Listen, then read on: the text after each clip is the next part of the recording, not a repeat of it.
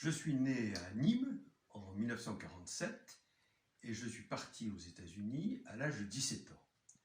Depuis près de 60 ans, je n'ai jamais cessé d'étudier l'histoire des États-Unis. Après une carrière de haut fonctionnaire, j'ai décidé d'écrire des biographies des présidents américains qui avaient symbolisé les phases les plus importantes de l'histoire des États-Unis. En 2013, j'ai publié une biographie sur Theodore Roosevelt qui a symbolisé l'irruption des États-Unis sur la scène internationale.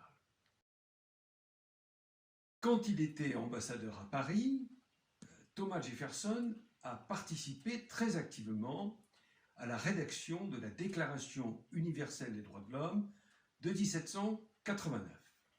Devenu président des États-Unis, il a fondé le système politique américain tel que nous le connaissons aujourd'hui. Il a été l'apôtre de la liberté individuelle, du principe de laïcité et de la décentralisation. Il est donc très actuel. Mais de notre côté, Jefferson n'a pas su, n'a pas pu ou n'a pas voulu s'attaquer au cancer de l'esclavage qui ronge encore aujourd'hui la société américaine. J'ai voulu essayer de comprendre cette contradiction fondamentale d'un homme politique qui avait des talents multiples, puisqu'il était architecte, géographe, botaniste, scientifique, et en plus c'était un très grand écrivain. J'ai deux autres projets.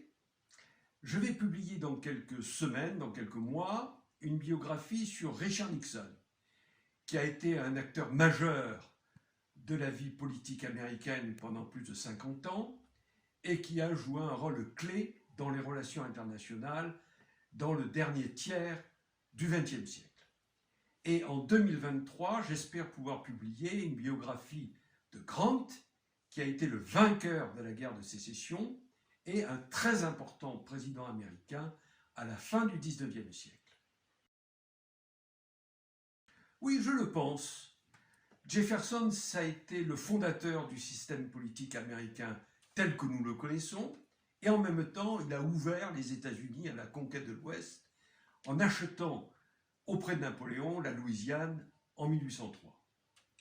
Grant a mis un terme à l'esclavage et a ouvert les États-Unis à l'industrialisation dans le dernier tiers du XIXe siècle.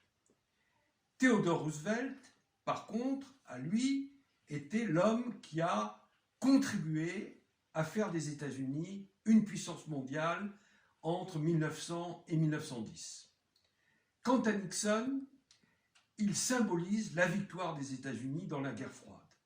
Et en même temps, il a inauguré une nouvelle ère des relations internationales en renouant avec la Chine communiste en 1972 et en inaugurant une politique de détente très active avec l'Union soviétique, avec notamment des accords de limitation des armements nucléaires.